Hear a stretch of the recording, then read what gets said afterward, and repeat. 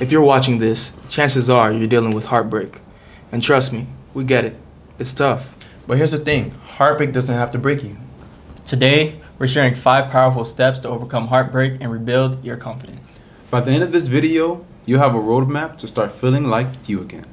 Let's get into it. Hey, what's up? I'm Deb and Jelly. What's going on, y'all? It's your boy Prince J. Reed. What's going on? It's free, baby. And I'm Prez Nick. And we are Careless Vibes. And we're a boy band that created a viral song that inspired, uplifted, and empowered women worldwide. She's tired of being strong. She's tired of holding on. Yeah, and the response was incredible. It helped us realize we really wanted to keep making a change. So, we started creating videos like this, sharing our thoughts and opinions to help steer women in the right direction. We're here to put in our 2 cents, spark some conversations, and hopefully inspire you along the way. So, let's dive in. Okay, so the first step is giving yourself permission to feel. Suppressing emotions will only delay your healing, whether it's sadness, anger, or confusion. Let it out. Journaling, talking to a friend, or even just sitting with those emotions can be so freeing. Wow, that's a deep one. But I'm gonna keep it real. That's a hard thing to do. Like, I'm the type of person that would like go on Instagram, post stories, and make it look like I'm all happy and stuff. But inside, post stories like going to parties and stuff, making it seem like I'm happy, but deep down inside, I'm suffering. So like, it's, although it is necessary, it's tough, but it's you're supposed to allow yourself to feel to be able to move on. And I think from a guy's perspective, is extra hard because guys are always the macho, and we have to suppress our feelings or we feel weak and things like that. So this is definitely a hard thing to do, but especially like growing up in the Haitian household, a man they don't crying, show no emotion. I think I've seen my dad cry like never. Yeah, I've never. I have never seen my dad cry before. So because like you gotta be the man of the house. You have to be the person that's like tough for the world. But as you can see, as we grow up and we see all these childhood traumas that we have, is because we're not properly allowing ourselves to feel and to deal with these emotions. So, and like you said, like talking to a friend, that's one way, of course. Talking to a friend. mean, that part I'm able to do, and that's the part that, you know, that is easier for me, like talking to a friend about what's going on. Of course, close friends that you grew up with. Talking to a friend. Like talking to a friend. The other one you said was journaling. I've never journaled before. Yeah, I never journaled. That's something I would probably get into. Trying to talk to a friend. Sitting with the emotions is I think, sitting with emotions is like, you know, when you have them silent moments, you're just quiet. Yeah. Like, maybe like you by yourself and like if you got a girlfriend or something or someone close to you, like, dang, what you think about? Like, nothing. But you just got the whole weight of the world just on your mind. On your mind. Yeah, so that's allowing yourself to feel is definitely very important to move on. You gotta go through the storm. You have to. If you don't allow yourself to feel, can't go around it. You got to go straight through it. Yeah. And it may feel worse at the time, but it'll. And some people like to speak on that. Some people use drugs or drink and stuff like that to be able to try to cope with it, which are unhealthy ways of doing that. Whatever it is, but the best way is to feel it, and then from there move on. Yeah. And those are just 3 things. There are more. There's definitely more healthy ways to deal with your emotions. You know. That we just didn't list here, so don't think this is the only 3 things that you can do. But definitely talking to a friend, journaling, figuring out a way to get it out. Finding good habits, like whether like you have a good hobby, like you work out, you go for a run, like you play sports, you know, like we're gonna cover that. You meditate, you know, but So, Devin Prince touched on allowing yourself to feel. But now that we got the inner actions out the way, it's time for the outer actions. To detach yourself and set boundaries.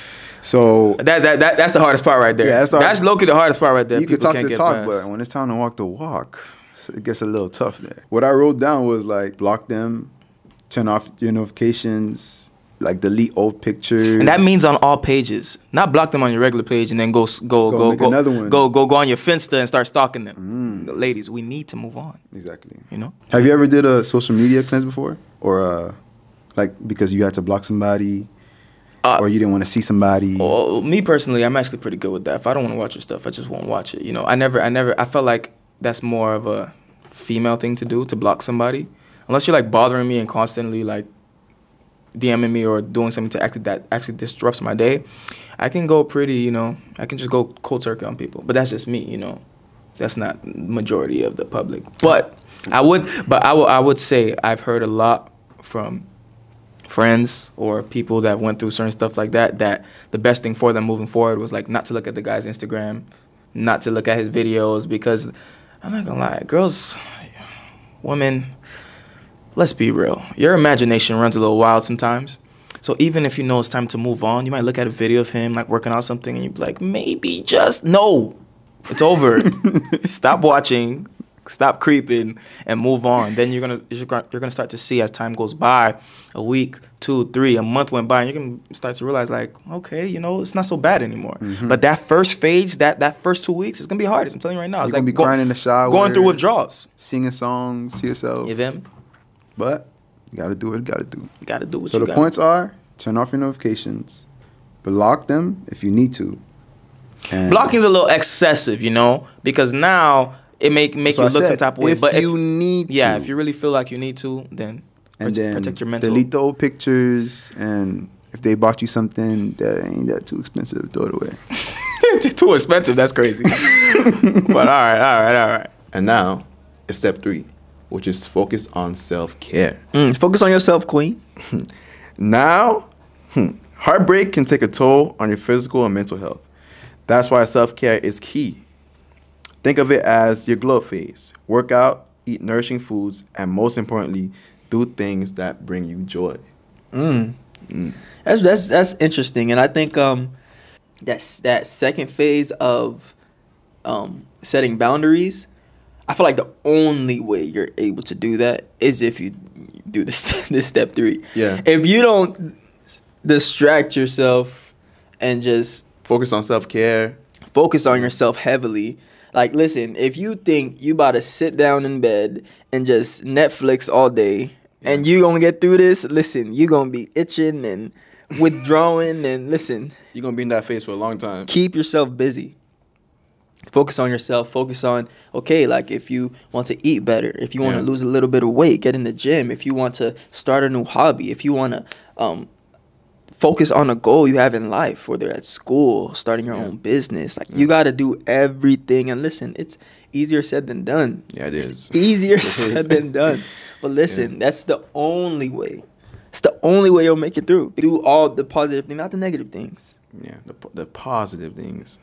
Not the negative thing, ladies. The positive things. That doesn't mean I'm missing him, so to get him jealous, I'ma get with somebody else. No. Yeah, we shouldn't be doing Listen, that means positive behaviors, all right? Focus on yourself. Focus on how to learn how to love yourself at a high level, and you're going to find the right person that can love you properly. I promise you. I promise you. Couldn't say it better. Come on now. Couldn't say it better. Come on now. They call me Prince Phil. Step 4. Rediscover your identity. I feel like that kind of goes hand in hand with focusing on yourself.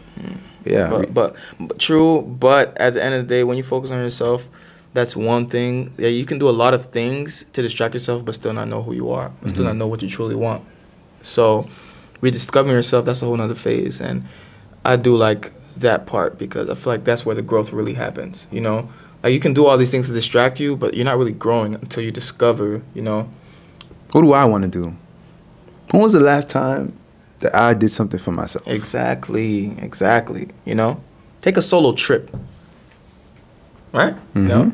Make a vision board. We all know them girls, you know, they be taking their little solo trips and they only post they plate and we think they're with another dude. Usually they are, but the girls on the growth mission, they just go on their little solo trips, enjoy themselves, even if they go with a couple girlfriends. Or family. Family, you know. Yeah. You go, you have a good time, you distract yourself with different things, man. Very important. Make a vision board of your dreams. I love this one. You know, take all the goals, like think of the next couple of months maybe for some people. Some people do a year, some people do 5 years, and take some pictures of what you might want to do, things where you want to see, like accomplishments that you never you wanted to achieve, but you never even thought of actually putting in the work to make that happen, you know, that's very important. And then document your growth, you know, like a lot of times you won't see that you got from A to B or A to C, D, F, whatever, without knowing where you started from. Because sometimes when you try to forget that past trauma and you try to remove it from your brain, some details get a little fuzzy. So write it down.